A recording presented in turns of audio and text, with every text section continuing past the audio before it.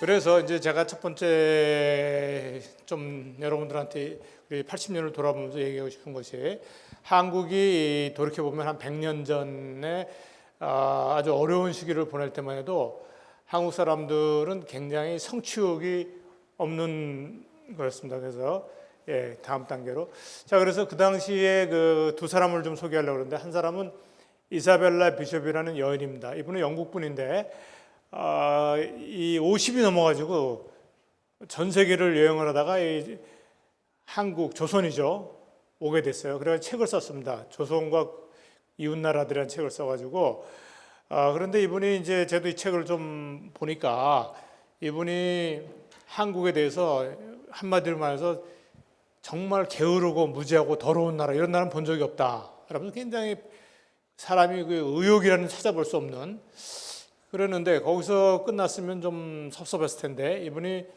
블라디보스톡에 가서 또 거기 한국을 떠나온 조선 사람들을 보니까 굉장히 의욕적이고 깨끗하고 부지런한 거예요. 같은 민족 맞나 그래가지고 이분이 나름대로 관찰을 해보니까 그 이유가 뭐냐 그랬을 때, 조선 말기에 사회 시스템이 무너졌죠. 그래가지고 뭐 매관매직을 하고 관리들이 백성들을 착취하고, 그러니까 뭐 열심히 생산해봤자 다 뺏기니까 의욕이 다 없어져 버린 거예요. 그래서 이분이 이제 거기가 이게 어떤, 그래가지고 이분이 이제 그거에 대한 얘기를 책에 상당히 기술했습니다. 거기 재밌는 표현이 하나 나오는데, 쉽게 얘기라는 표현이에요. 우리가 좀 쉽게 그러면 뭐 무슨 영화도 있고 굉장히 좋은 의미인데, 그 당시 쉽게가 뭐냐면은 어떤 사람이 돈을 주고 벼슬을 사잖아요. 그러면 그 집에 있는 여러 친척들이 다 그 집에서 붙어서 먹고 사는 거예요. 그리고 이 사람 봉급으로는 뭐 자기네 식구도 먹고 살기 힘든데 한 서너 식구가 둘러싸니까 결국은 그걸 먹여 살리기 위해서 착취를 하는 거죠. 그래서 그 당시에 우리가 했던 게 뭐냐면, 저 사람이 죄목을 있어야지 뜯어내니까, 죄목을 알기 힘드니까 그때 원님 재판이라는 게, 내 죄를 내가 알렸다. 그러고 나서 뭐 돈 낼 때까지 아주 그냥 다루는 거죠. 그러니까 사람들이 뭐 그렇게 된 거예요. 그래서 참 그걸 이제 이사벨라 비숍이 그런 걸 좀 봤는데, 비슷한 시기에 왔던 호모 헐버트라는 분인데, 이분은 고종 황제가 근대식 교육기관에 유경공원이라는 걸 세우고 나서 영어 교사를 모집했는데 미국에서 자원해서 왔습니다. 이 사람은 이제 선교의 목적을 가지고 왔는데, 이분이 참 놀라운 분이죠. 미국의 명문대학 다트머스를 나온 분인데 오기 전에 7개 국어를 할 줄 아는 언어 천재였어요.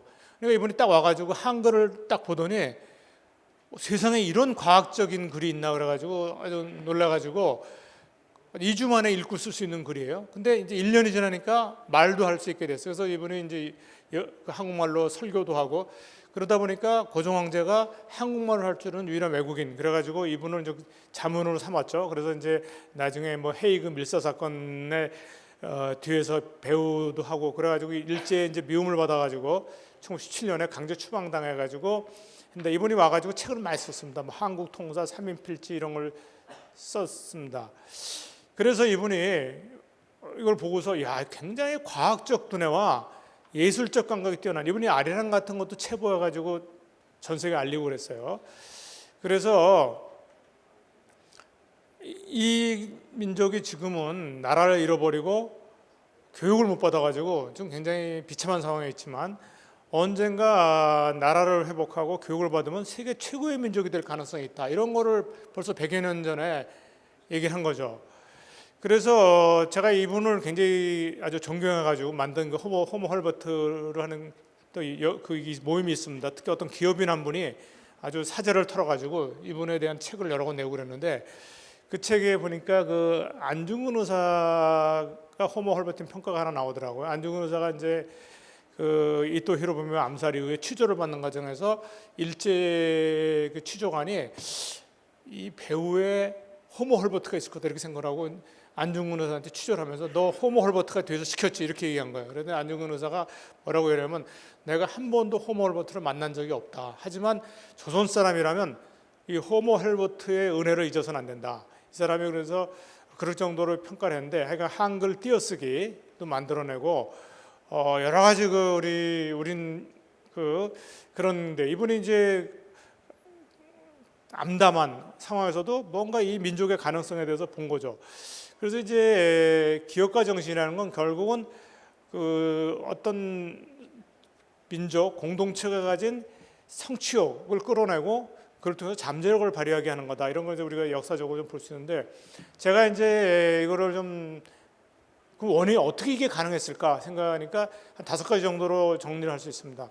첫째는 결국은 우리가 뭐 식민지 전쟁 이런 걸 겪으면서 전통적 계층이 소멸됐어요. 그래서 사람들이 내가 노력하면 잘 살 수 있다라는 생존과 성장에 대한 이걸 이제 소셜 모빌리티라는데 이거에 대한 욕구가 생겼고 그 다음에 자유민주 시장 경제 체제를 선택했습니다. 이렇게 해방되자마자 그래서 이게 이제 결국 K 기업가 정신의 제도적 기반 조성이 됐고 그리고 식민지와 전쟁 고난의 역사를 겪은 헝그리 스피릿이 결국은 이제 70년대 80년대 캔두 스피릿으로 전환이 됐고 그리고 이제 유교 문화와 또 어떤 그 선교사들을 통해서 교육을 중요성 이런 거를 배우게 돼서 결국 이것이 성취욕과 학습 역량으로 이어지면서 이게 이제 우수한 인적 자원을 만들어낸 거죠.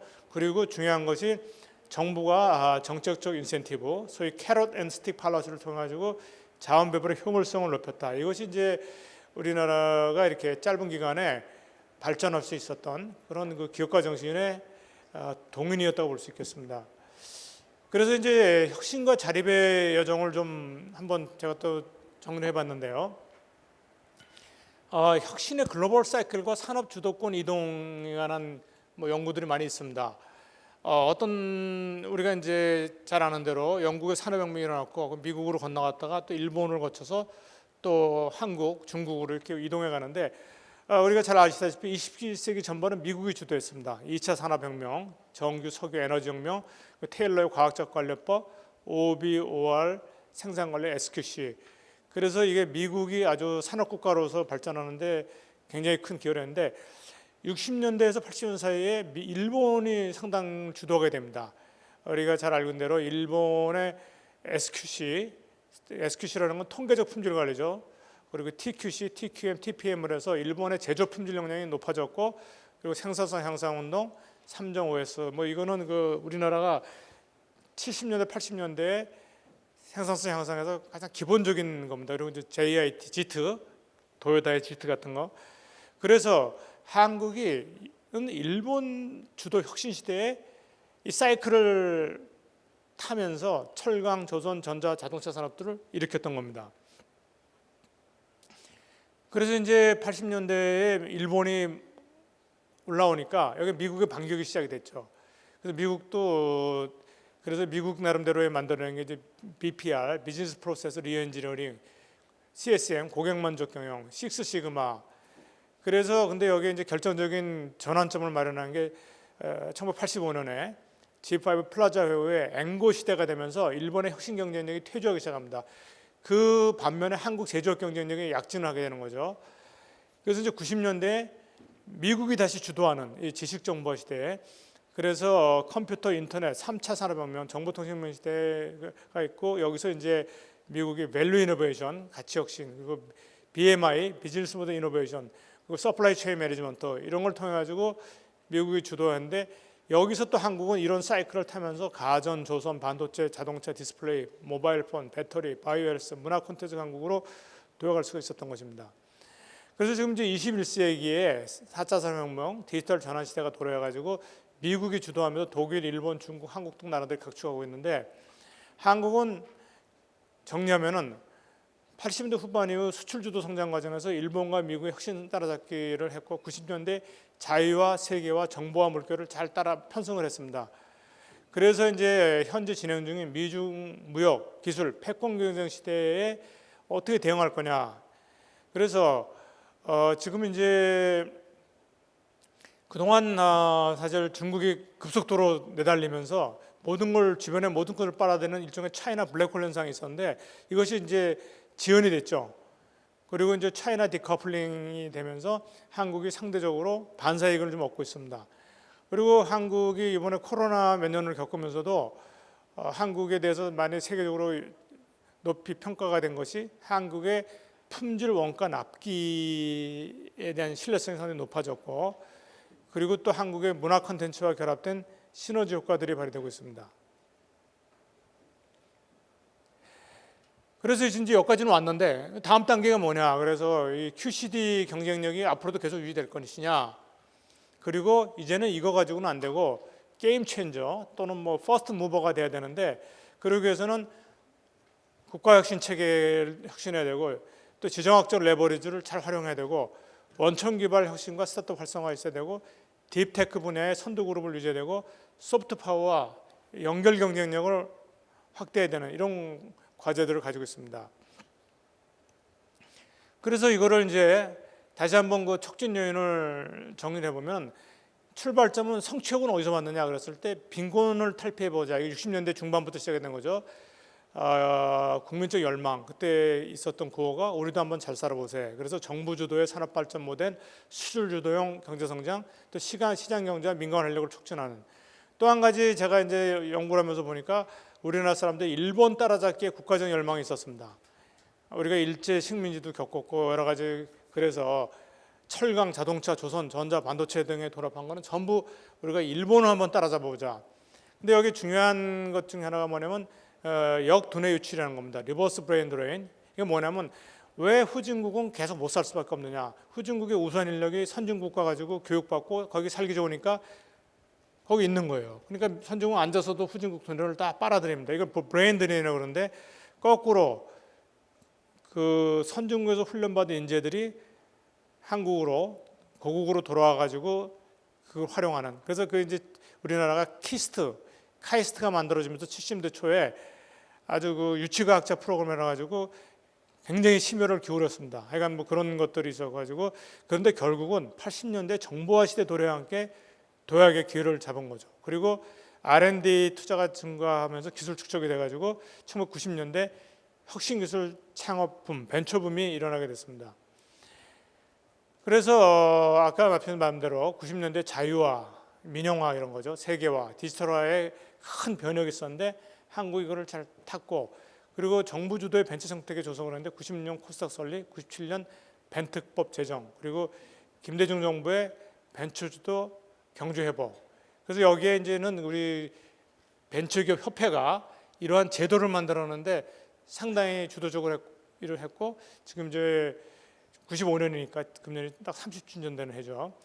그리고 이와 동시에 대기업도 혁신 역량이 축적돼서 천천히 점프업하고 신세대 스타트업도 활성화되는데, 여기에 중요한 것이 결국 국가 안보와 평화 체제입니다.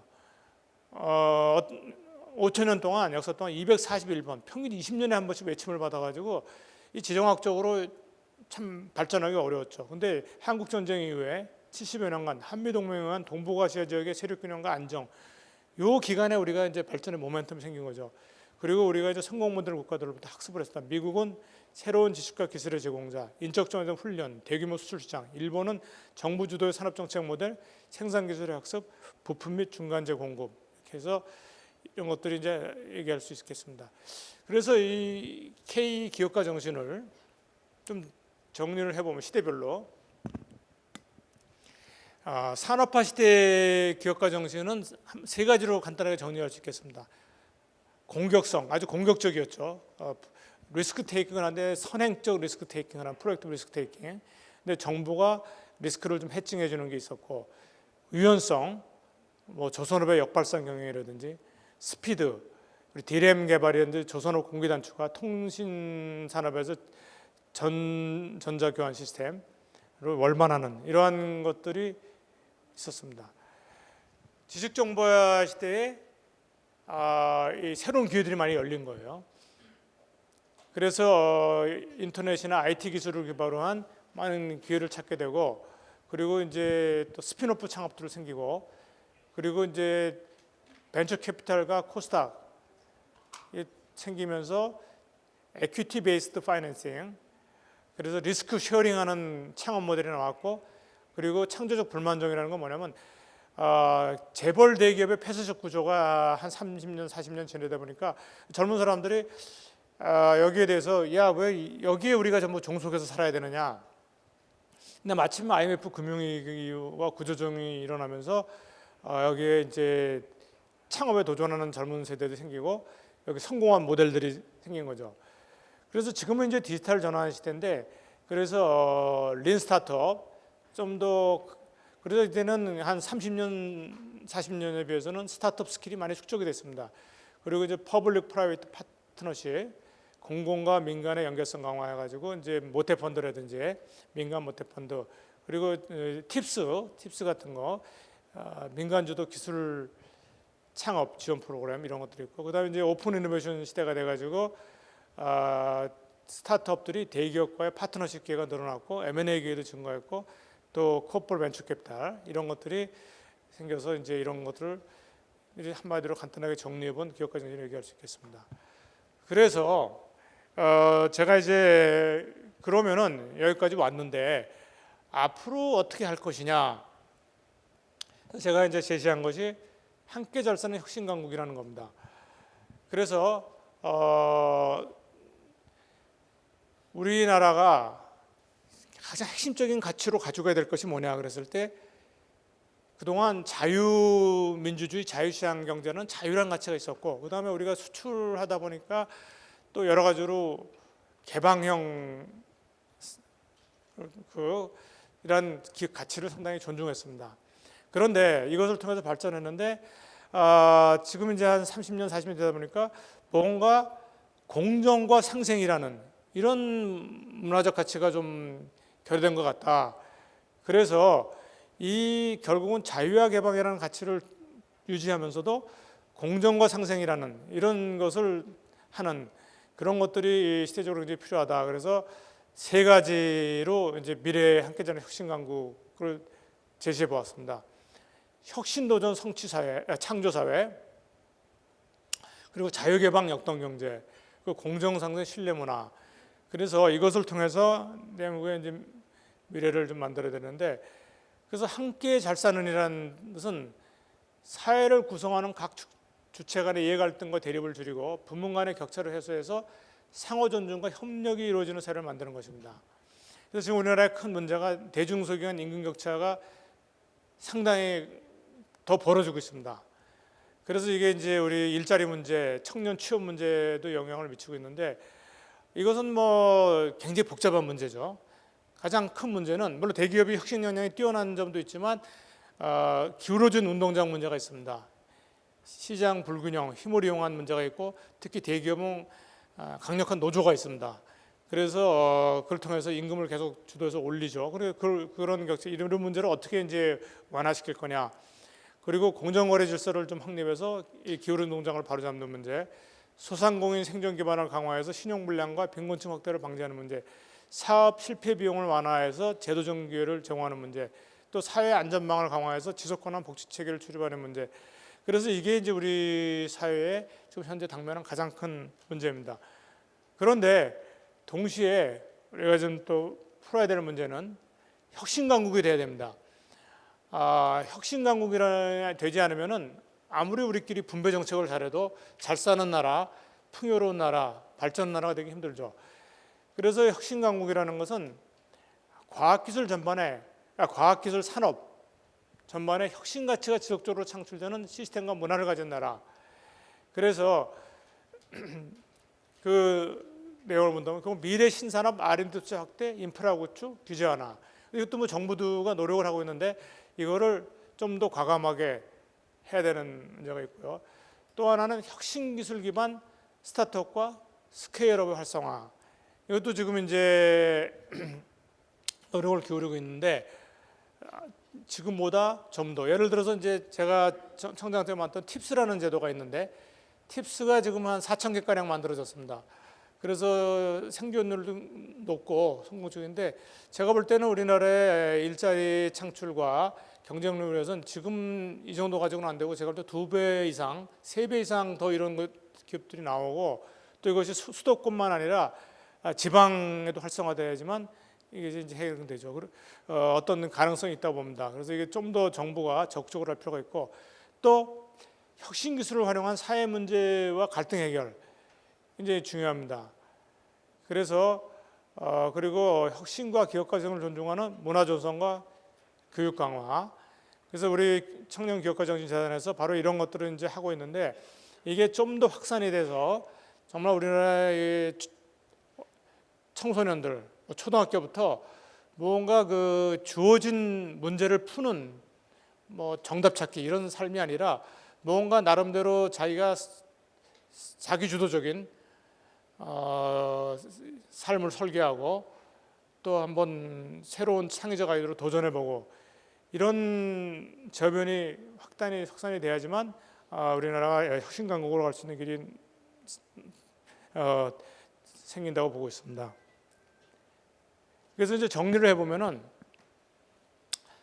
함께 잘 사는 혁신 강국을 만들기 위한 기업가 정신을 바로 4가지 가치를 중심으로 한 기업가 정신을 제시해 보았습니다. 첫 번째로는 자유기업가 정신입니다. 그래서 기업가 정신은 민간 주도적인, 민간의 활력, 민간의 창의성을 살리지 않으면 절대 발전될 수가 없습니다. 뭐 우리가 70년대 초반까지만 해도 북한하고 남한하고, 오히려 북한이 우리보다 경제 수준이 높았던 때가 있습니다. 그런데 한 50년 지나고 난 뒤에 이렇게 왜 격차가 벌어졌냐? 결국은 결정적인 게 우리 남한은 자유가 있었어요.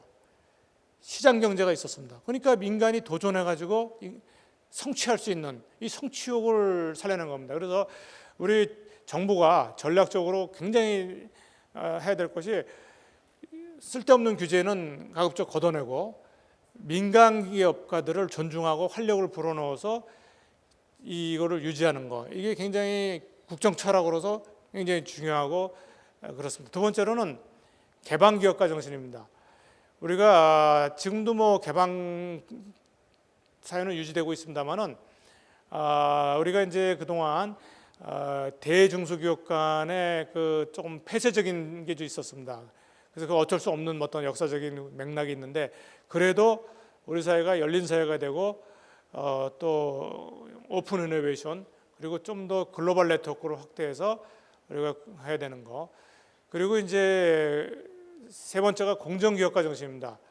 그래서 공정거래 질서와 신뢰문화 구축. 그래서 그것도 그동안 이 공정거래 질서가 대기업 위주로 지금 편성된 점이 많이 있었습니다.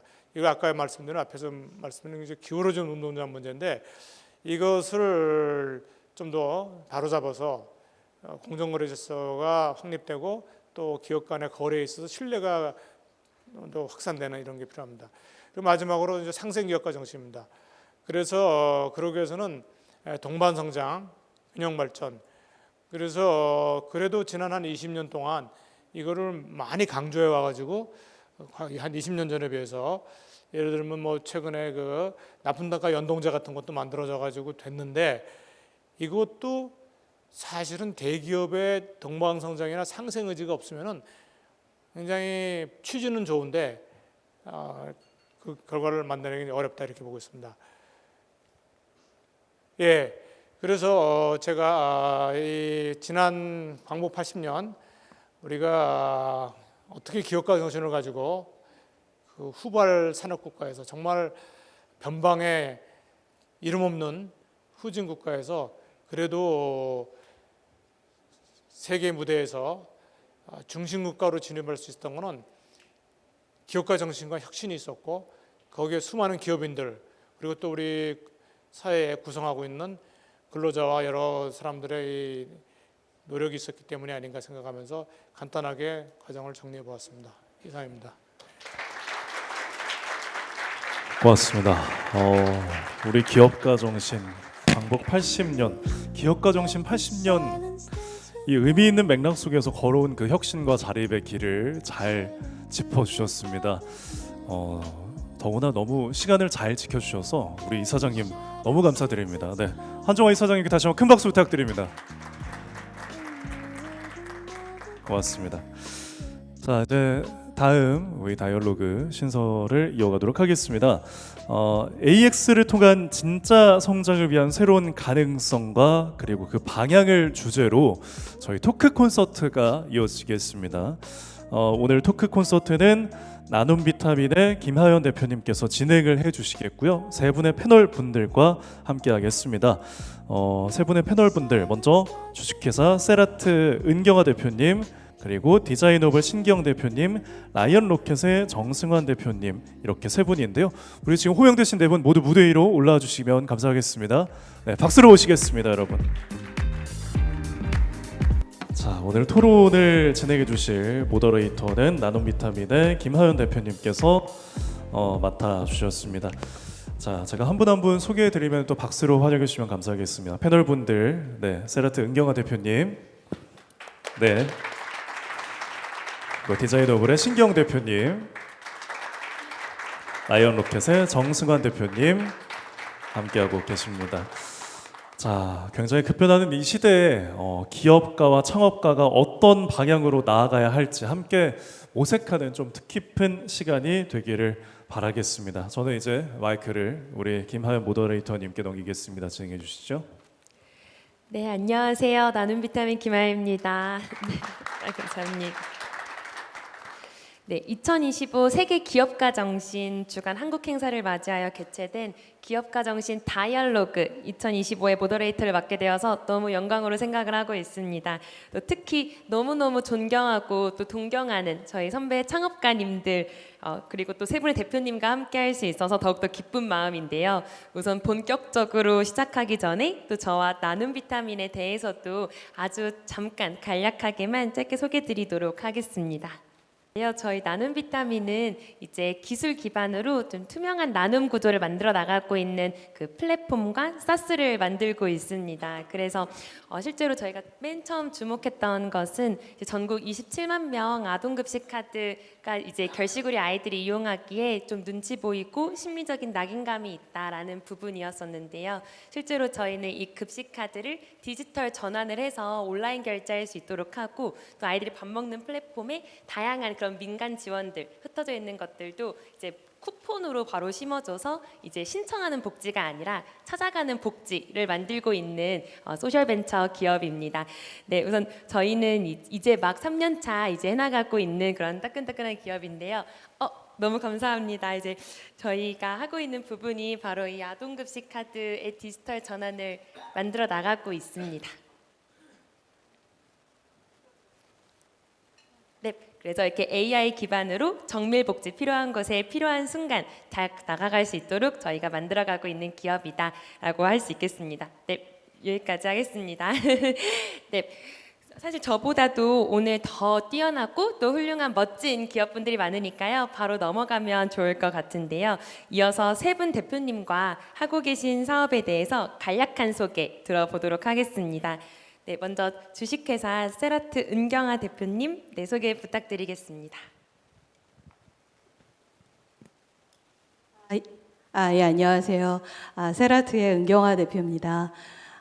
저희는 화면에 나온 것처럼 첨단 세라믹 소재를 가지고 저희가 소재 및 부품을 개발해서 그래서 생산해서 100% 수출을 하고 있는 회사고요.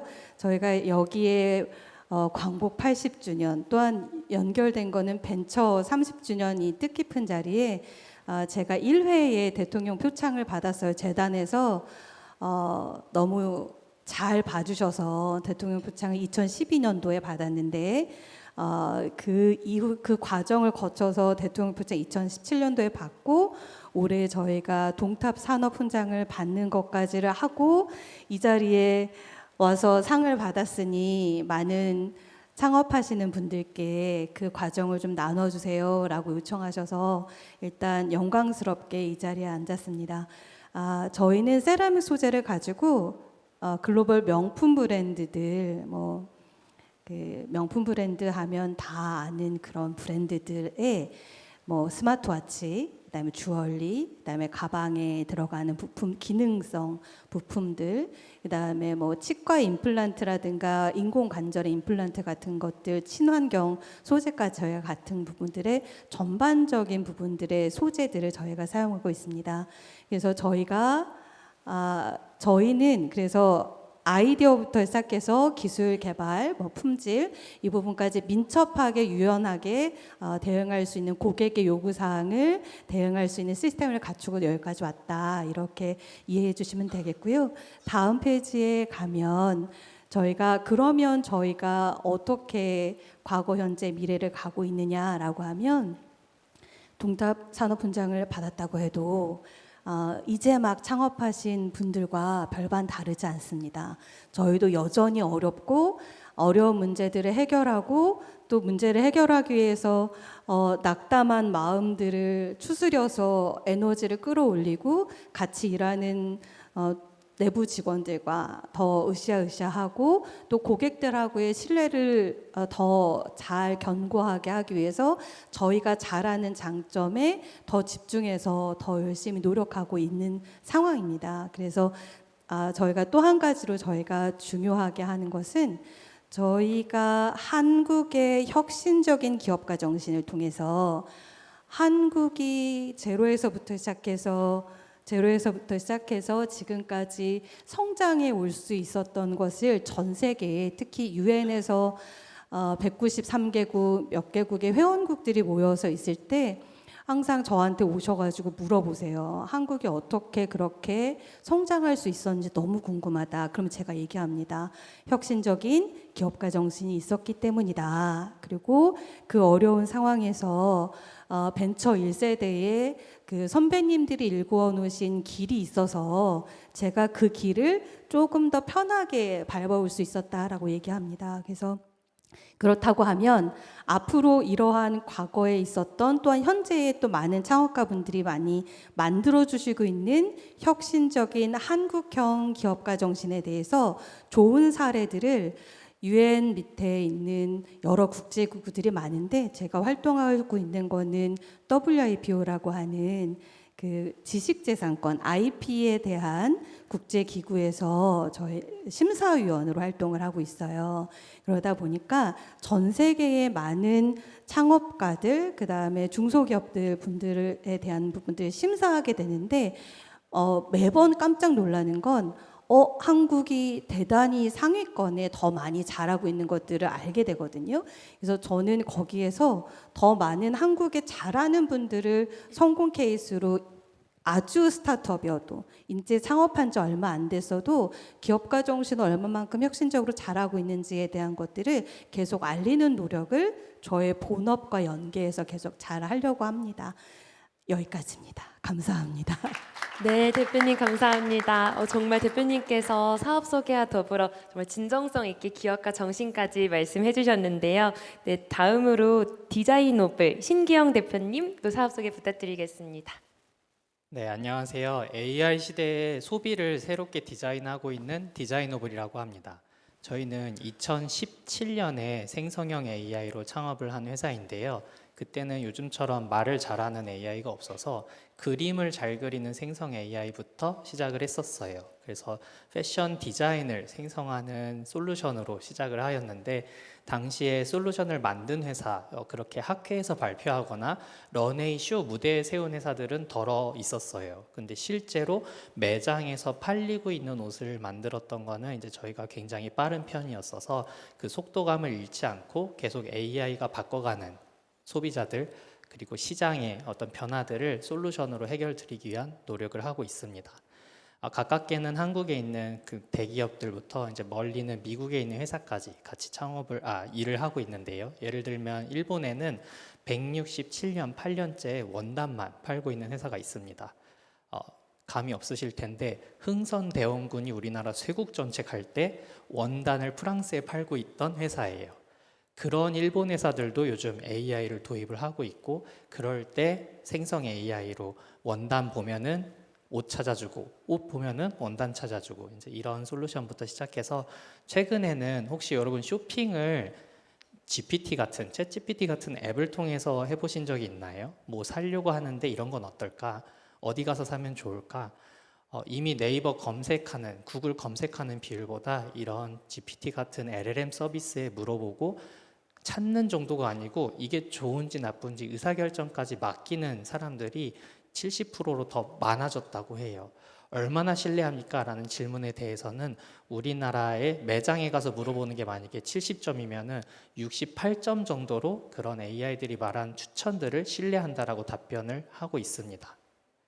아마 우리 세대, 여기 계신 분들부터 우리 다음 세대까지는 쇼핑을 여태까지 하던 거랑 굉장히 다르게 하게 될 것 같아요.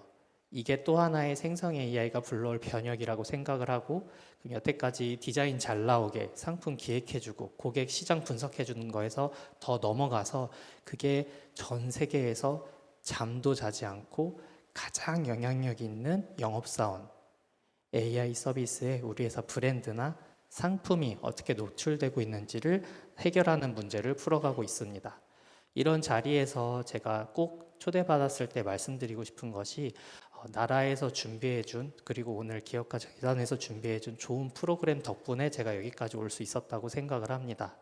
원래 경영학을 전공하고 프랑스에서 브랜딩 전공해서 삼성전자에서 핸드폰 유럽에 팔다가 AI를 해야 미래가 있겠다 생각을 했을 때 제가 AI를 공부할 수 있게 해준 것도 나라의 지원 프로그램 덕분이었어요. 그렇게 공부하고 어쩌면 교수가 될까 싶었던 시절에 창업에 도전할 수 있었던 것도 이 청년기업가정신재단에서 만들어준 아이코라고 하는 프로그램 덕분이었습니다. 아까 이사장님께서 소개시켜 주신 것처럼 그걸 실제로 창업에 옮길 수 있었던 것도 팁스라는 프로그램이 있었던 덕분이었습니다. 그래서 그렇게 옷을 만들어서 시작했던 게 한국 도전 K 스타트업에서 대통령상을 받으면서 조금 더 주목받게 되었고, 최근에는 더 많은 투자기관들과 글로벌 기업들과 협업하면서 맥켄지라고 하는 컨설팅 회사에서 보고서도 써줬어요. 생성 AI 솔루션 쓸만한 것 중에 디자이너블이 있더라. 그래서 이런 경험들을 더 많은 분들하고 같이 향유하고, 또 저희처럼 이렇게 성장한 걸 보시면 저희보다 더 빨리 높이 성장하실 수 있을 거라는 생각을 갖고 오늘 이 자리에 참여하게 되었습니다. 잘 부탁드리겠습니다.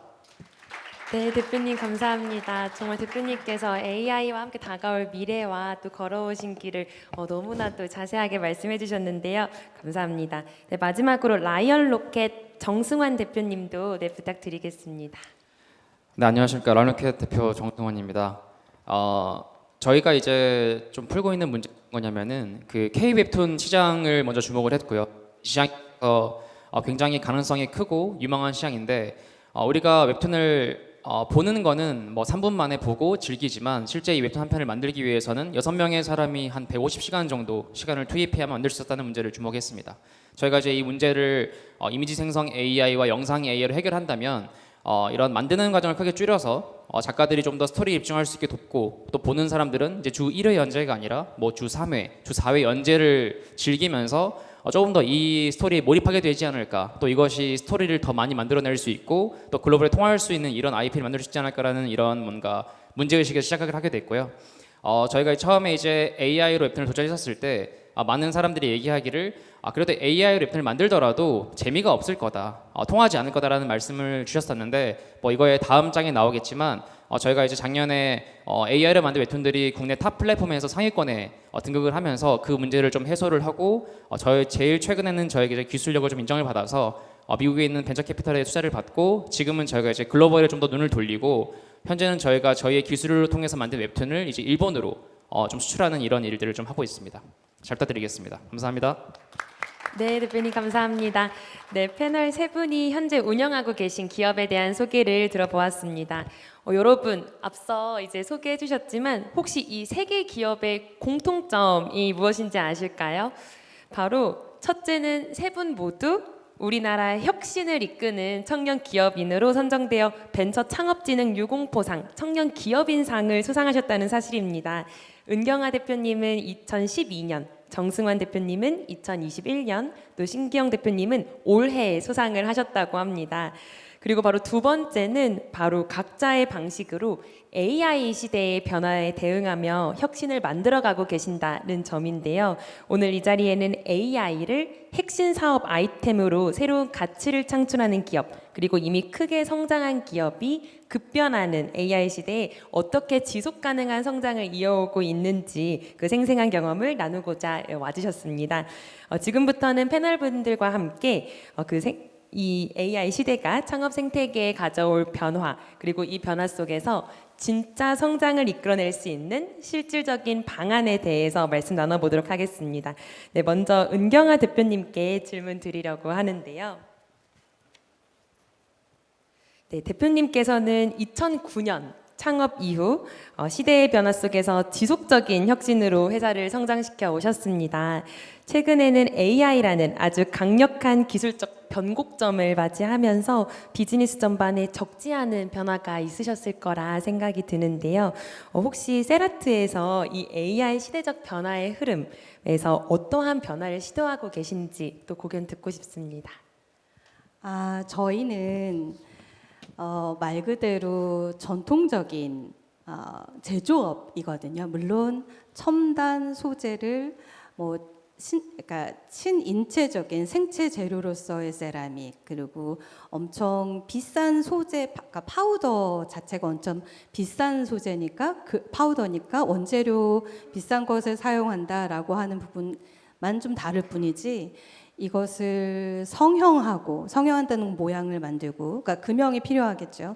그리고 그것을 고온 2000도 넘는 열처리하는 엄청 큰 전기로 해서 구워서 그것을 머신링 센터라고 해서 엄청 큰 그런 설비에서 작은 소재를 정밀 가공하는, 그리고 나서 표면 처리한다던가 레이저로 이후에 모든 것을 한다던가, 이런 여러 가지 일련의 것들은 전통적인 제조업과 별반 다르지 않습니다. 그런데 저희가 그 전에 과거에 해왔던 것은 우리가 디지털 대전환, 그래서 DX 했었던 것 같아요. 그래서 스마트 팩토리라고 하는 부분들을 했던 것 같고요.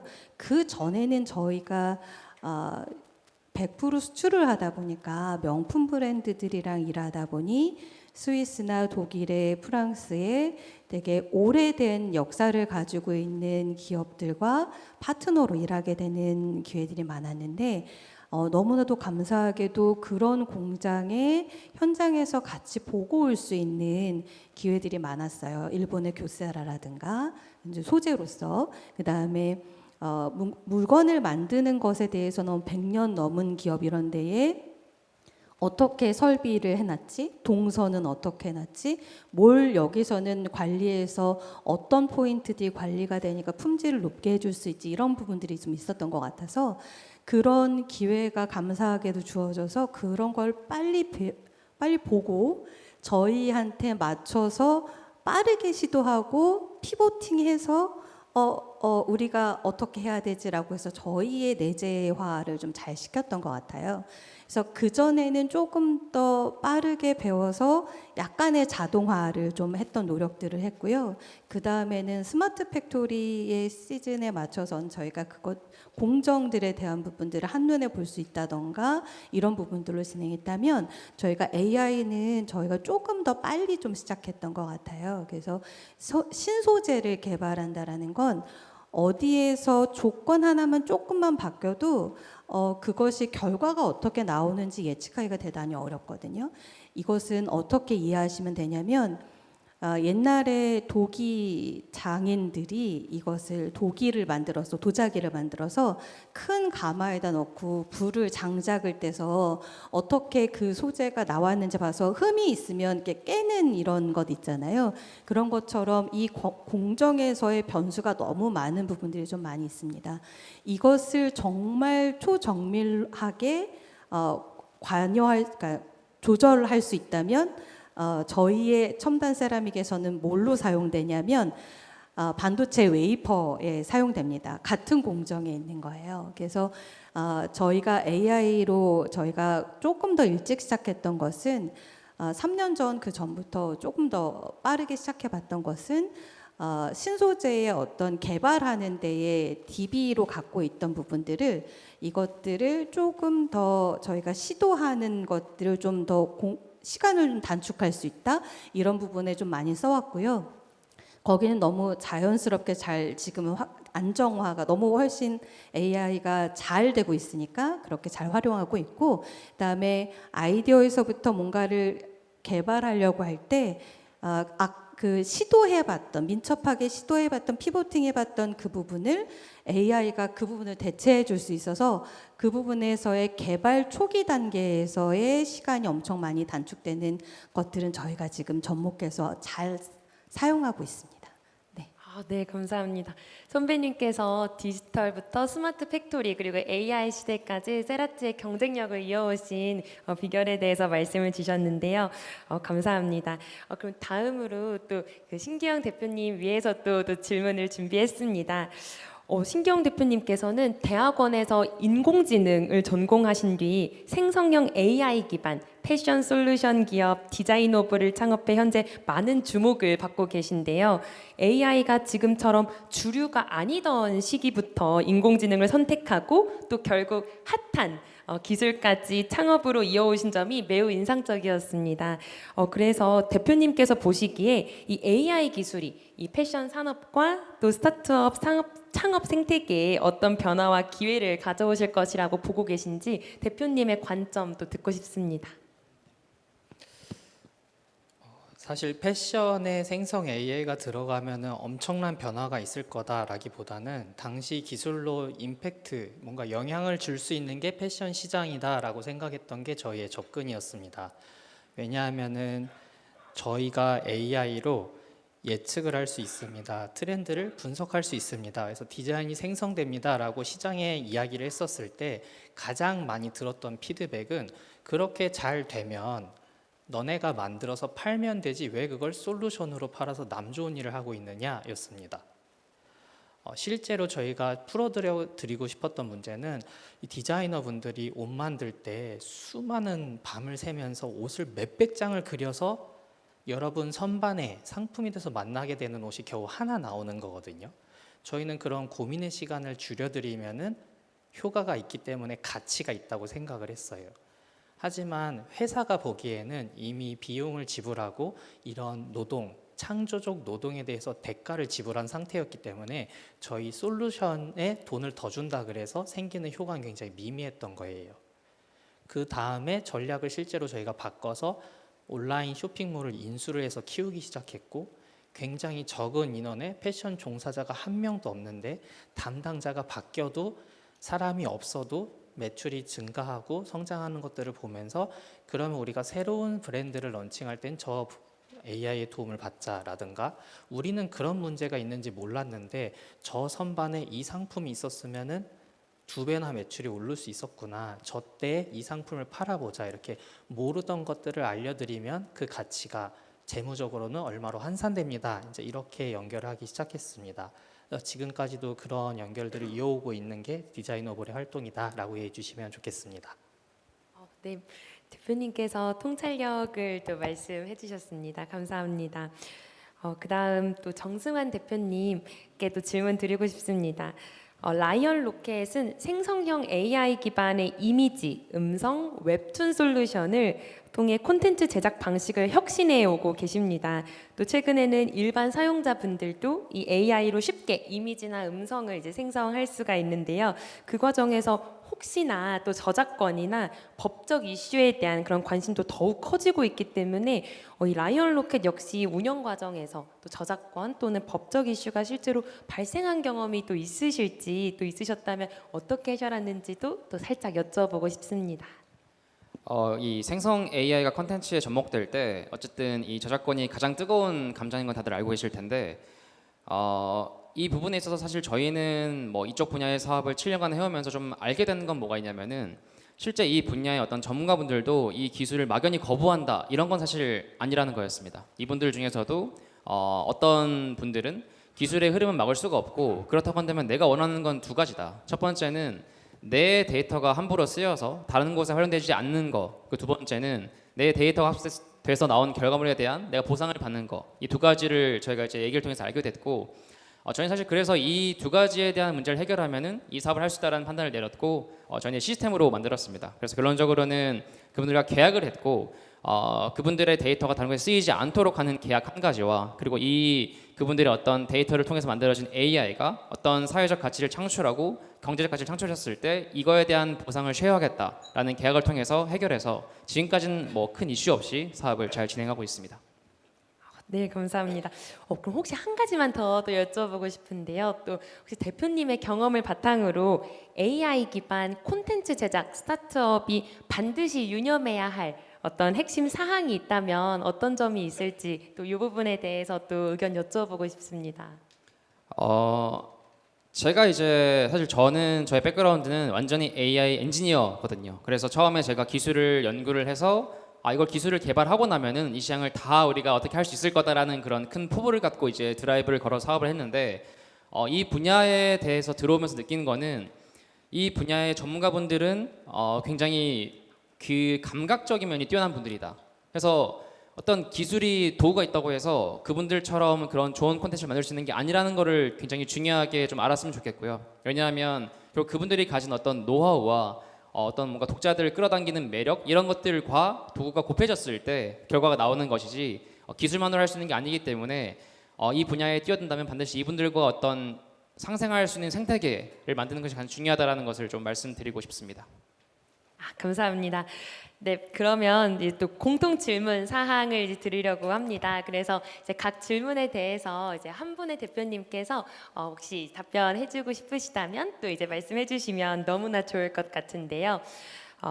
혹시라도 제가 생각을 해보니 시계를 차고 오지 않아서 제가 너무 질문하고 싶은 것들이 많다 보니 시간이 오버할 수 있겠다는 생각도 듭니다. 그래서 제가 4시 20분에는 마무리를 해야 되는데 혹시라도 제가 20분 남았을까요? 감사합니다. 제가 오버해서 더 질문을 하면 저를 멈춰주시면 너무나 감사하겠습니다. 네, 우선 첫 번째 질문인데요. 실제로 많은 분들께서 아시다시피 미국, 중국이 주도하는 이 글로벌 AI 경쟁 속에서 한국 스타트업이 가질 수 있는 차별성에 대해서 정말 많은 관심이 있으실 것 같습니다. 혹시 대표님께서 정말 이 글로벌 AI 경쟁에서 한국 스타트업이 가질 수 있는 그런 핵심 경쟁력에 대해서 어떻게 생각하시는지 또 고견 듣고 싶습니다. 혹시 대표님 계실까요? 네, 라이언 로켓 대표님께서 혹시 말씀해 주실 수 있으실까요? 네. 네. 이분은 사실 되게 고민을 많이 하는 부분이라 가지고 제가 이제 최근에 이제 미국을 갔다 오게 됐는데 거기에 있는 어떤 기업가 분들이랑 또 많이 얘기를 하게 되고 현실을 좀 많이 알게 됐는데 지금 좀 뭔가 긍정적으로 바라볼 수 있는 상황은 솔직히 아닌 것 같습니다. 제가 이제 가서 실제 얘기를 해보고 좀 많은 것들을 알게 되다 보니까 이런 기반 AI로서의 승기는 이미 미국이 좀 많이 잡아가는 것 같고 또 원래 한국이 가지고 있었던 어떤 뭔가 이런 제조업 기반의 이런 것들도 중국이 많이 따라오는 것 같고 아니 이미 넘어선 것 같고 그랬을 때 그럼 우리는 뭘 해야 되는가라는 질문을 사실 저는 저에게 많이 하는데 제가 요즘에 뭐 확실한 건 아니지만 제가 세운 어떤 뭔가 가설 중에 하나는 한국이 이런 뭔가 컨텐츠나 뷰티나 이런 것들을 봤었을 때 이런 소비재나 어떤 도파민 경제에 제일 강하지 않나라는 생각을 합니다. 그래서 우리가 사실 잘할 수 있는 것을 바탕으로 한 AI로 승부를 좀 걸어야 글로벌에 우리가 뭔가를 할 수 있지 않을까라는 생각을 요즘에 조금씩 하고 있습니다. 네. 너무 우리 대표님 말씀해 주신 거 너무 좋은 포인트를 말씀해 주셨는데 조금 보완해서 말씀드리자면 한국의 스타트업이 그러니까 제가 WIPO에서 글로벌 어워드 심사위원으로 심사를 하다 보면 193개국 회원국에서 IP를 활용한 그러니까 지식재산권을 활용해서 얼마만큼 잘 스타트업으로 해서 잘 성장하고 있고 앞으로 성장 가능성이 많이 있는가를 잘 판단해서 상을 주는 그래서 펀딩이라던가 이후의 마케팅, 글로벌 마케팅이나 이런 것까지 연계해 주려고 하는 그런 WIPO 글로벌 어워드의 아시아 심사위원으로 있어요. 그러다 보니 전 세계의 많은 스타트업과 SME 중소기업에 대한 자료들을 저희가 보고 하게 되는데 아까 말씀해 주신 것처럼 중국에서는 정부 주도로 해서 엄청나게 AI라든가 로봇이라든가 이런 부분들이 엄청나게 빠르게 앞서가고 있는 건 사실입니다. 그리고 미국 중심에서의 또 많은 자본이 들어가다 보니까 그쪽에서도 앞서 나가는 건 사실인데 그렇다면 대한민국은 경쟁력이 없냐 스타트업이 그런 건 아니고 제가 현장에서 보면 한국에서의 많은 스타트업 대표님들을 봐도 그렇고 또 글로벌에서 심사위원으로 평가할 때 봐도 그렇고 대단히 민첩하고 빠르다라고 하는 것이 과거에도 지금도 아주 경쟁력 있는 부분이라고 생각해요. 그래서 AI 시대라고는 하지만 결국은 이런 민첩성과 유연함을 가지고 있다면 방향성만 잘 잡고 있다면 그 어떠한 스타트업도 성공적으로 해 나갈 수 있지 않을까라고 생각하는 부분들을 조금 더 붙여봤습니다. 너무 좋은 말씀 정말 감사합니다. 그리고 또 이제 한 가지 사실은 오늘이 또 기업가 정신 행사이기도 하고 제가 정말 어마어마한 대선배님들을 뵈면서 이 부분 꼭 여쭤보고 싶은 질문이 있었습니다. 바로 지금은 엄청나게 성장하셨지만 저와 같이 이렇게 창업 초기에 관련해서 이렇게 좀 실패나 어려움을 겪으셨을 때 극복 방법이 따로 있으셨는지 듣고 싶은데요. 혹시 디자인업의 신기영 대표님께서 먼저 말씀해 주실 수 있으실까요? 앞에 질문하고도 연관되는 하나의 키워드인 것 같아요. 이 희망을 관철하는 힘이 중요한 것 같습니다. 그러니까 AI가 한국이 어렵다 또는 우리 스타트업이 초기, 중기, 후기 사실 어느 단계에 가도 어려운 순간들은 계속 있을 겁니다. 반도체는 언제부터 우리가 그러면 하기 쉬운 산업이었고 조선업은 또 그렇고 자동차는 또 언제부터 우리가 세계를 점령할 수 있는 산업이었나 생각을 해보면은 여전히 그 패기, 희망을 갖고 그걸 실현할 수 있다라고 생각을 하면서 꾸준히 이겨내는 게 중요한 것 같아요. AI도 지고 있다, 우리 스타트업이 위기다라고 할 때 뭘 하면 이긴 건지 지는 건지 우리가 위기라고 인식하는 게 돈이 없다는 건지 성장이 정체됐다는 건지 인재가 없다는 건지 사실 더블 클릭해 보면은 문제가 명확해질 텐데 문제를 명확히 정의하고 빠르게 풀어가는 힘 이야말로 이 기업가 정신이기도 하고 그 행동력이야말로 그 기업가 정신의 어떤 실현이라고 생각을 하고 있습니다. 감사합니다. 혹시 더 덧붙여 주실 대표님도 계실까요?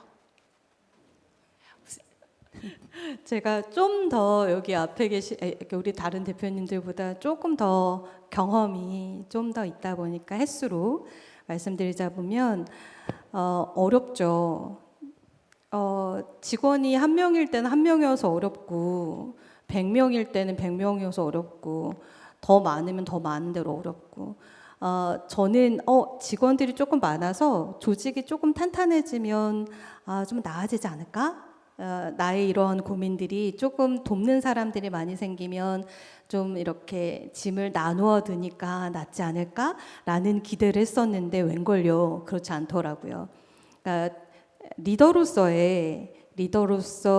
이거를 끌고 나가고 그 다음에 같이 일하는 사람들 동료하고 그들의 내부 고객들을 살피고 외부 고객을 살피고 하는 이런 것들은 지속적으로 해야 하는 것 같아요. 그래서 뭔가 힘겨운 문제나 어려움이 있을 때마다 스스로에게 하는 말은 그런 얘기를 합니다.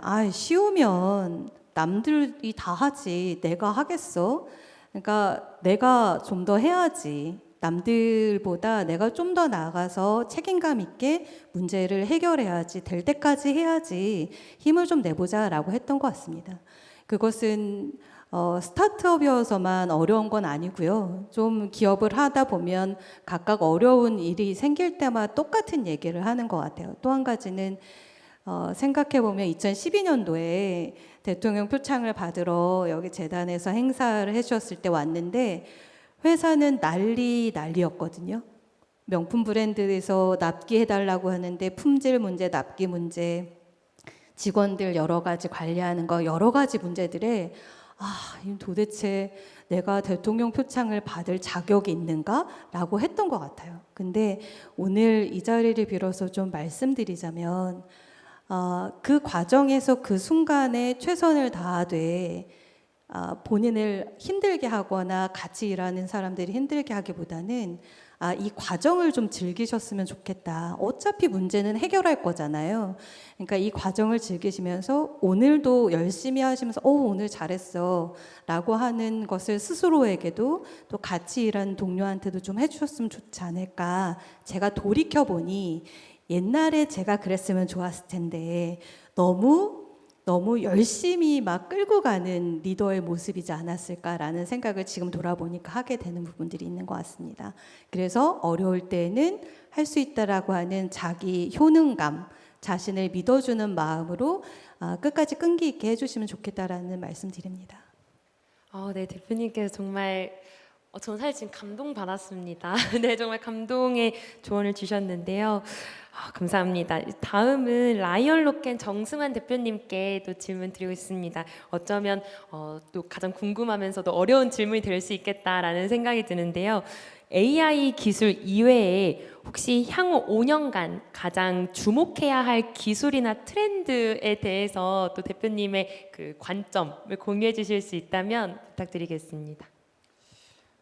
네, 사실 저도 굉장히 관심 있는 분야고 저는 이제 기술을 워낙 좋아하기 때문에 근데 이제 한 가지 분야를 좀 찍을 수 없는 이유라고 한다면은 지금 뭐 제 생각입니다만 기술 하나가 발전됨으로 인해서 이 기술이 다른 기술들의 발전을 좀 가속화시키는 중이라고 저는 보여지거든요. AI와 뭐 로봇과 양자 컴퓨팅이나 뭐 휴먼 뭐 컴퓨터 브레인의 연결이나 이런 것들이 다 지금 서로 맞물려 가면서 엄청 이제 하나의 기술이 올라가면 다른 기술이 이것 때문에 올라가고 이 올라가는 걸로 인해서 또 이 플라이휠이 돌게 되면 점점 빨라지는 모습으로 저는 보여지는데 그랬을 때 우리가 지금 조금 주목해야 될 트렌드는 앞으로 향후 몇 년 동안은 지금보다 더 많은 변화가 있지 않을 거라는 거를 미리 준비해야 되는 거라고 생각을 합니다. 그래서 우리가 지금 뭐 AI만 바라보고 있지만 AI의 발전으로 인해서 지금 다른 모든 분야의 어떤 발전이 제가 볼 때는 한 100년 이상 빨라진 것 같은데 그 발전들을 맞이할 마음의 준비를 해야 되는 게 중요하지 않나라는 생각을 합니다. 네. 마음의 준비 단단히 해야 될 것 같습니다. 무엇보다 또 올해가 광복 80주년을 맞는 해입니다. 위기 속에서 새로운 가능성을 찾는 도전처럼 창업 여정 속에서 정말 대표님들의 이야기 들어보지 않을 수가 없는데요. 혹시 그 대표님께서 내리신 중요한 결단이나 경험에 대해서 좀 듣고 싶습니다. 신기영 대표님께서 대표님의 어떤 경험, 중요한 결정이나 결단을 내리셨던 경험 공유해 주실 수 있으실까요? 저에게는 AI 공부를 시작하는 것부터 지금까지가 하나의 구간을 지나고 있는 것 같아요. 그래서 그 결정을 하는 게 저에게 굉장히 어려운 도전이었습니다. 요즘에는 비전공자들도 AI를 배우거나 쓰기에 좋은 환경이 조성돼 있어요. 근데 제가 대학원을 그때는 인공지능 대학원이라는 것도 사실 없었습니다. 자연언어 처리라고 하는 컴퓨터공학과에 진학을 할 때만 해도 인문계 출신이 감히 우리 학교 시험을 치고 여기 들어오려 하다니 배짱이 좋구나라는 걸 면접 때 들을 정도의 굉장히 어려운 시기였습니다. 이제 그럼에도 불구하고 이제 여기까지 오게 되는 선택을 할 때 제가 바라봤던 앞으로 AI라고 하는 것, 그때 소프트웨어, 알고리즘 이제 이런 단어로 생각을 하고 있었지만 이게 점점 더 중요해지겠구나라고 하는 어떤 개인의 확신이 계속 옆에 얘기를 듣거나 남이랑 비교하면 불안해질 때가 많았거든요. 그 흔들림이 없도록 지금까지도 계속 스스로를 세워가면서 앞으로 나아가는 게 그때부터 지금까지 가장 어려운 일이지 않나 생각합니다. 혹시 그러면 지금도 저희 이제 후배가 봤을 때는 정말 대표님께서는 엄청 지금 훌륭한 지금 멋진 기업을 성장하셨는데 지금도 혹시 그 흔들림을 느끼시는지 왜냐하면 겉으로 봤을 때는 너무 탄탄하게 보이거든요. 또 그런 또 솔직한 또 부분도 있는지도 궁금합니다. 그렇죠. 이제 중간쯤 솔직함을 좀 취해 볼 텐데요. 얼마 전에 축구 경기가 있었는데 페널티킥 같은 거 왜 연장전까지 넘어가면 승부차기 하지 않습니까? 그때 골키퍼 마음이 혹시 어떨지 상상해 보신 적 있으신가요? 엄청 불안하고 오른쪽으로 찰지 왼쪽으로 찰지 생각도 엄청 많고 그 찰나의 순간이 너무 길고 힘들 거예요. 하지만 그걸 마주보고 있는 상대방 선수에게는 그 어떤 존재보다 위협적이고 절대 골을 못 넣을 것 같은 자세로 또 서 있을 겁니다. 아마 우리 스타트업들이, 그리고 비단 스타트업뿐만이 아니라 이 기업가 정신이라는 걸 갖고 기업을 하시는 분들 모두가 같은 마음이지 않나라고 생각하면서, 오히려 저도 그래도 또 선배님들께 이렇게 여쭤가면서 하루하루 힘을 내고 있는 것 같습니다. 너무 또 진솔하게 말씀해 주셔서 감사합니다. 그리고 또 은경아 대표님께도 또 여쭤보고 싶습니다. 대표님께서 정말 각자의 분야에서 다양한 또 도전을 해오고 계시는데요. 또 선배 창업가로서 이 AI 시대를 준비하는 청년분들께 꼭 전하고 싶은 이런 조언이나 메시지가 혹시 있으실지 또 궁금합니다. 선배 창업가라고 하니까 참 부끄럽습니다. 아마 제가 여러분들이랑 같이 하는데 조금 한 반발자국 좀 더 이렇게 좀 일찍 시작했다, 이 정도밖에 없지 않을까라는 생각을 하고요. 제가 어려움에 처할 때마다 실은 생각했던 건, 한국이 지금 많이 발전해서, 그런데 저희가 아주 초기에 명품 브랜드들한테 갔을 때 명품 브랜드에 있는 임원이 그랬거든요. 코리아가 어디에 있는 나라냐고. 이게 너무 옛날 얘기지만 그때 대한민국을 그래서 일본 옆에 있어 뭐 이렇게 얘기했던 그때 기억이 있습니다. 그래서 그때 스위스에서 새벽 2시 3시에 나 대한민국을, 코리아를 정말 잘 알릴 수 있는 그런 비즈니스를 해야겠다, 그런 사람이 좀 돼야겠다, 대한민국이 좀 더 잘 알려줬으면 좋겠다라고 되게 애국심에 불탔던 때가 있었던 것 같아요. 그래서 지금 옛날보다 경쟁이 더 치열해졌어라고 말하지만, 이건 좀 돌이켜서 뒤집어서 보면 사실 많은 것들이 예전보다 좋은 환경이 됐다고 생각하기도 하거든요. 저 과거에 어려움이 있을 때 선배님들은, 벤처 1세대 선배님들은 여기 앞에 비트컴퓨터 조윤정 회장님도 계시지만, 선배님들은 진짜 아무것도 없는데 어떻게 하셨지? 대단한데? 그러면은 그 환경에서 지금까지를 만들어 주셨으니까 난 좀 좋은 환경에서 하는 거니까 더 힘을 내보자. 그리고 어차피 선배님들도 똑같이 어려우셨을 거야. 근데 그런 어려울 때 어떤 마음으로 그 많은 문제를 해결해서 지금까지 오셨을까?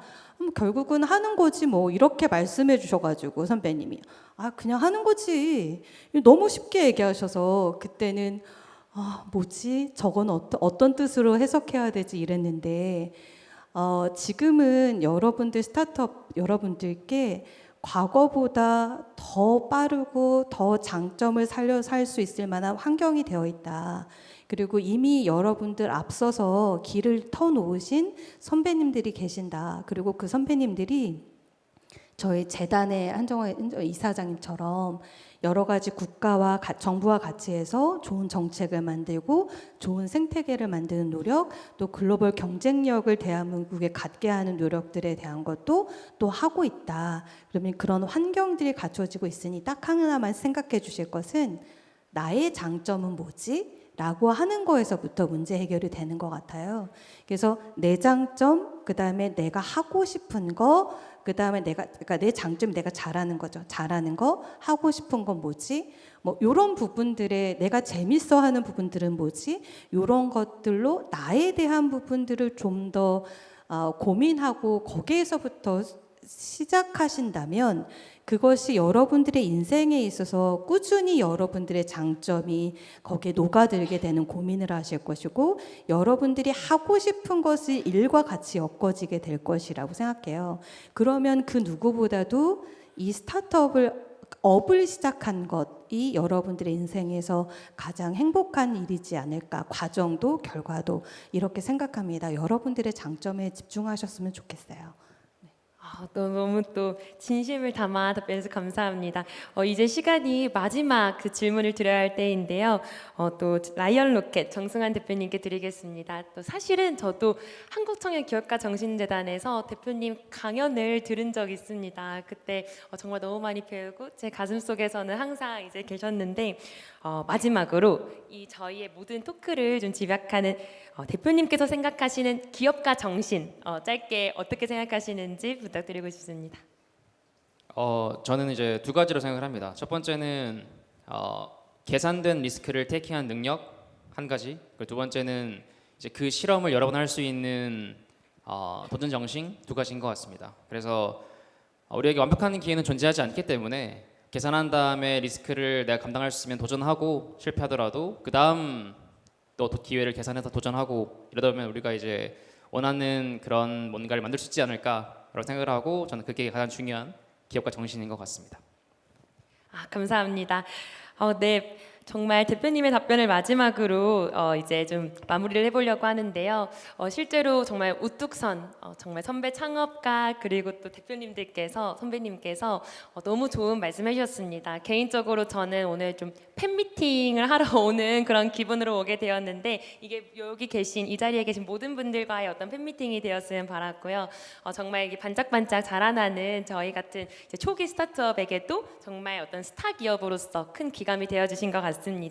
네, 이상 기업가 정신 다이얼로그 2025 토크 콘서트를 종료하도록 하겠습니다. 함께해 주신 세 분의 대표님 그리고 함께해 주신 모든 분들께 다시 한번 감사드립니다. 저는 나눔 비타민 김아연이었습니다. 감사합니다.